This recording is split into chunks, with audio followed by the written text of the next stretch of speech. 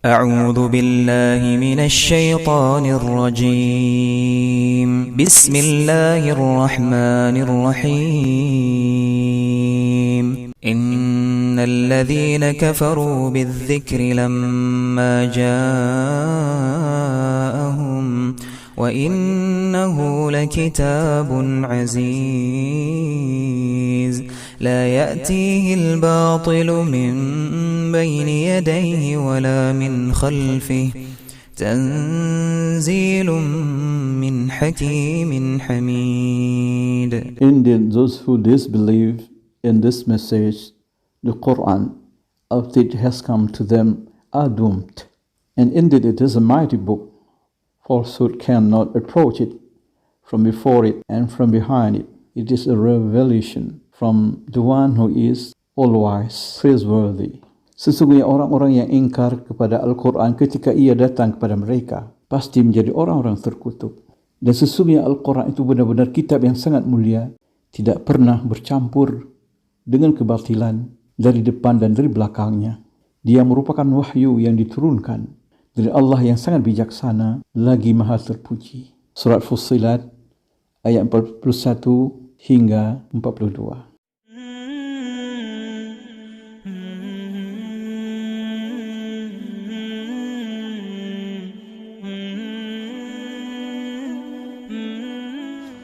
A'izzail Afadil, saudara-saudaraku yang dimuliakan Allah. Sebagaimana Nabi dan Rasul sebelumnya, maka Nabi kita Muhammad sallallahu alaihi wasallam juga diberikan kepadanya bermacam-macam mukjizat oleh Allah di samping mukjizat utama iaitu Al-Quran. Mukjizat yang tersebut di dalam riwayat yang jelas berdasarkan hadis-hadis yang sahih dapat kita simpulkan di antaranya. Pertama, syaqqu sadrin Nabi sallallahu alaihi wasallam, dibelahnya dada Nabi kita Muhammad sallallahu alaihi wasallam dan ditutupkan kembali dengan sempurna dan meninggalkan bekas seperti diriwayatkan oleh Ibnu Abbas, ada bekas dadanya pernah dibelah oleh malaikat Jibril. Sewaktu beliau dulu masa kecil, masa penyusuan dan masa pemeliharaan yang dilakukan oleh Halimah dari suku Bani Sa'ad, sehingga beliau disebut Halimah As-Sa'diyah. Kemudian insyiqaqul qamar, terbelahnya bulan. Mekah, kaum musyrikin, orang-orang yang kafirin meminta kepada Nabi untuk menunjukkan mukjizat sehingga mereka yakin, meskipun setelah terjadinya insyiqaqul qamar, terbelahnya bulan, masih ada di antara mereka juga belum yakin dan belum percaya. Kemudian barakatut ta'am wasyarab, keberkahan makanan dan minuman. Pernah kejadian di rumah Abu Talhah, Rasulullah makan makanan yang sangat sedikit, tapi cukup untuk 70 sampai 80 orang yang memakannya sampai kenyang. Betul juga air ketika jadi kejadian di Al-Hudaybiyah, satu tempat di mana Rasulullah mengadakan perjanjian Sulhul Hudaybiyah dengan orang Quraisy. Di sana mereka mengalami kekurangan air untuk minum dan untuk berwudu. Ternyata Rasulullah SAW memasukkan tangannya ke dalam bejana yang ada sedikit air, lalu keluarlah air dari celah-celah jari beliau. Ini disebut mukjizat nab'ul ma'i min baini asabi'ih, terpancarnya air dari celah-celah jari-jari Rasulullah sallallahu alaihi wasallam. Kemudian mukjizat yang lain yang juga sahih, takallumul jamadati wal hayawanat. Rasulullah berbicara dengan benda-benda mati dan hewan-hewan. Kemudian taslimul ahjari wal ahjari lahu sallallahu alaihi wasallam. Beliau diberi salam oleh batu-batu dan oleh pepohonan. Setelah beliau diangkat jadi Rasul, sering sekali beliau diberi salam oleh batu-batu dan oleh pohon-pohon, meskipun banyak orang tidak mendengarnya. Kemudian satu mukjizat yang luar biasa juga di luar daya fikir dan di luar nalar manusia, yaitu peristiwa Isra dan Mi'raj. Banyak sekali mukjizat yang diberikan kepada Rasulullah sallallahu alaihi wasallam. Namun mukjizat utamanya adalah mukjizat yang abadi, tidak hanya sesaat, tidak hanya seketika. Mukjizat yang abadi sampai kiamat dunia, yaitu mukjizat Al-Quran, i'jazul Quran. Inilah yang akan kita bahas, i'jazul Quran. Kemukjizatan Al-Quran seperti yang sudah saya terangkan. Yang pertama, al-i'jazul lughawi, kemukjizatan dari segi bahasa.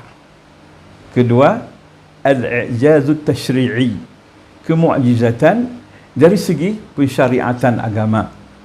Kemudian al-i'jazul ghaibi, kemukjizatan dalam urusan hal yang gaib. Itu Al-Quran memberitahukan berbagai hal yang gaib yang tidak diketahui oleh manusia, ternyata kemudian terjadi seperti yang diberitahukan oleh Allah di dalam Al-Quran. Kemudian al-i'zazul ilmi, kemukjizatan ilmiah, scientific miracle, kemukjizatan ilmiah. Kemukjizatan ilmiah inilah yang sangat banyak tersingkap, terungkap hari ini, yang di zaman Nabi dulu, zaman sahabat, tabi'in, tabi'in belum pernah mengungkapkannya dan belum pernah tersingkap. Ternyata apa yang terkandung di dalam ayat Al-Quran ini, yang selama ini menjadi rahasia dari Allah Subhanahu wa taala, sedikit demi sedikit Allah buka. Allah Subhanahu wa taala telah berfirman dalam surah Fussilat ayat 52 dan 53, bunyinya, "Qul ara'aytum in kana min 'indillahi thumma kafartum bih man adallu mimman huwa fi shiqaqin ba'id sanurihim ayatina fil afaqi wa fi anfusihim hatta yatabayyana lahum annahu al-haqq awalam yakfi bi rabbika annahu ala kulli syai'in syahid." Bagaimana pandanganmu? Apa pendapatmu jika Al-Quran itu min indillah, memang turun dari Allah? Bagaimana pandanganmu? Thumma kafartum, kemudian kamu mengingkarinya. Sudah jelas dari Allah, kemudian kamu mengingkarinya. Mana lagi orang yang paling sesat selain orang yang melakukan penyimpangan dari kebenaran, yang sebegitu jauh penyimpangan yang mereka lakukan itu. Sanurihim ayatina, kami akan memperlihatkan kepada mereka ayatina, tanda-tanda kebesaran kami, fil afaq, di seluruh ufuk, di seluruh horizon, kami akan memperlihatkan tanda kebesaran kami. Ufuk bumi dan ufuk langit. Wa fi anfusihim, dan dalam diri mereka sendiri, dalam badan mereka sendiri, mereka akan melihat nanti bagaimana bukti-bukti kebesaran Allah tersingkap. Hatta yatabayyana lahum, sehingga teranglah bagi mereka, annahul haq, bahwasanya Quran itu benar, akan tersingkap dan mereka akan tahu kebenaran Al-Quran. Sanurihim, akan kami perlihatkan. Berarti di zaman sahabat belum ada. Sanurihim, kami akan perlihatkan kepada manusia sesuai dengan perkembangan dan pertumbuhan peradaban. Semakin hari semakin tersikap kebenaran Al-Quran sampai hari kiamat. Ini yang sangat menakjubkan saudaraku yang beriman. Maka sangatlah riskan bagi orang-orang yang menolak kebenaran ini, di mana Allah mengatakan, innal ladzina kafaru bidzikri lamma ja'ahum wa innahu lakitabun aziz la ya'tihi al-batilu min bayni yadayhi wa min khalfihi tanzilun min hakimin hamid. Surah Fussilat juga ayat 41 dan 42. Sesungguhnya orang yang mengingkari kebenaran Al-Quran ketika Quran ini datang kepada mereka, mereka pasti akan jadi manusia-manusia terkutuk, pasti akan jadi orang-orang yang menyesal, pasti orang-orang yang akan dapat azab Allah di hari akhirat, di samping kerugian di dunia karena tidak mau menerima tuntunan. Sesungguhnya Al-Quran itu, wa innahu lakitabun aziz, Quran itu adalah kitab yang sangat mulia. La ya'tihil batilu min baini yadayhi wala min khalfih.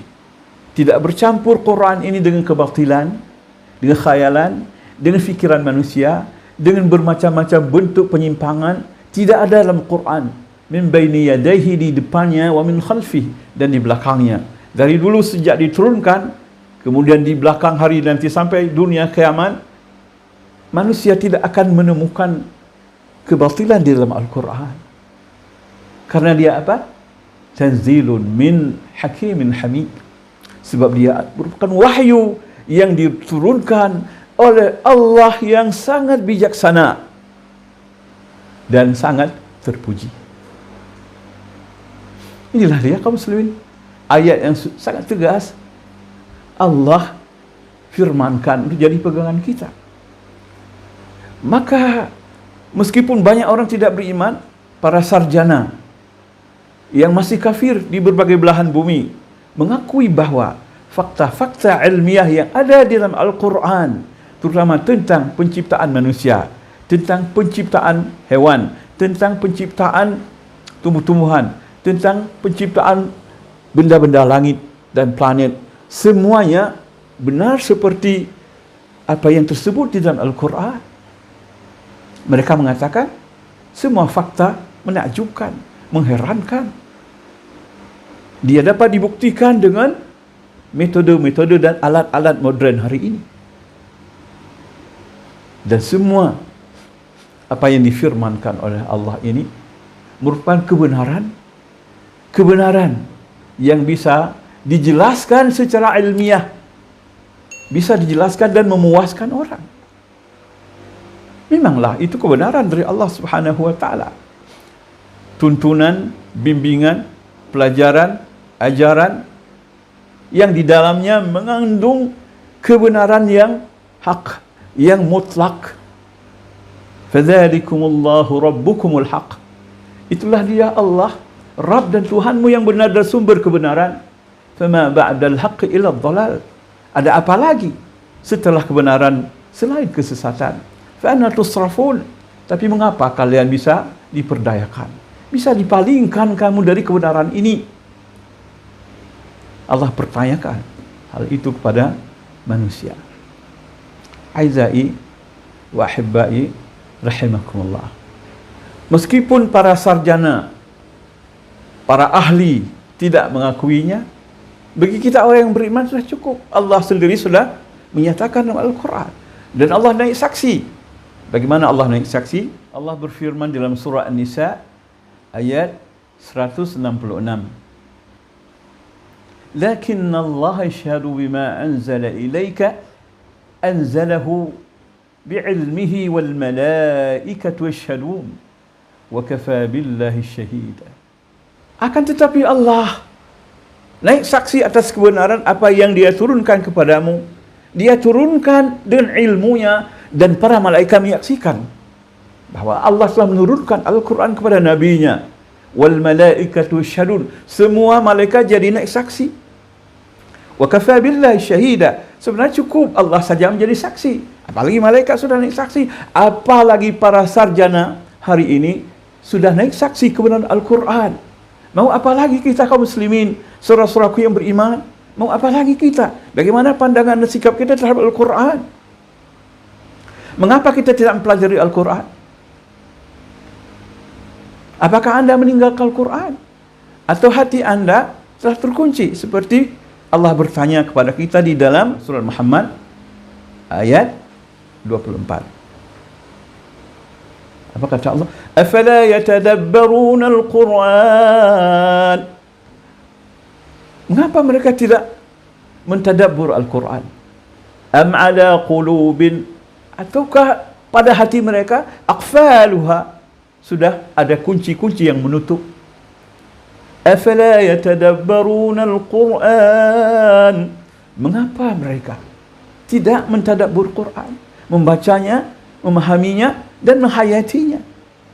Mengapa? Apakah hati mereka telah tertutup? Bila anda, saudaraku yang beriman, tidak baca Quran, berarti hati anda sudah tertutup. Bila anda tidak mentadabbur Al-Quran, hati anda telah terkunci. Allah sudah memudahkan bagi kita untuk memahami Quran, apalagi di zaman modern ini. Di dalam surah Al-Qamar berulang-ulang Allah mengatakan, "Walaqad yassarna al-Qur'ana lidh-dhikri fahal min muddakir." Ayat 22, ayat 32, ayat 40 dalam surah Al-Qamar Allah mengatakan hal itu. "Walaqad yassarna al-Qur'ana lidh-dhikri fahal min muddakir." Sungguh kami telah memudahkan bagi orang untuk memahami Quran. Tapi adakah orang yang mau mempelajari dan mengambil pelajaran? Ada enggak? 3 kali Allah tanya dalam surah Al-Qamar. 3 kali berulang-ulang Allah bertanya, "Fahal min muddakir?" Adakah di antara kalian ada yang mau belajar dan mengambil pelajaran? Inilah kita akan kaji I'jazul Quran dari berbagai sisi. Tapi pembahasan kita dari segi ilmiah, ya, kemu'jizatan dari segi ilmiah. Alhamdulillah saya sudah membaca buku-buku yang ditulis oleh para teknokrat Muslim, syekh dan ulama, terutama Profesor Dr. Abdul Daim Al-Kahil, kemudian Profesor Dr. Muhammad Ratib. Saya juga membaca buku Profesor Dr. Zaghlul An-Najjar. Saya juga membaca kitab yang ditulis Profesor Dr. Syekh Az-Zandani. Semua mereka telah menulis dan telah menyimpulkan lebih dari 1.700 fakta ilmiah yang terdapat di dalam kitab suci Al-Quran yang mulia. Mari saudaraku, bersama kami kita mempelajari dan mendengar uraian ini secara bersambung dan berseri. Subhanakallahumma bihamdik, asyhadu an la ilaha illa anta, astaghfiruka wa atubu ilaik. Wa akhiru da'wana alhamdulillahi rabbil alamin, wassalatu wassalamu ala nabiyyina Muhammadin wa ala alihi wa sahbihi ajma'in. Wassalamu alaikum warahmatullahi wabarakatuh.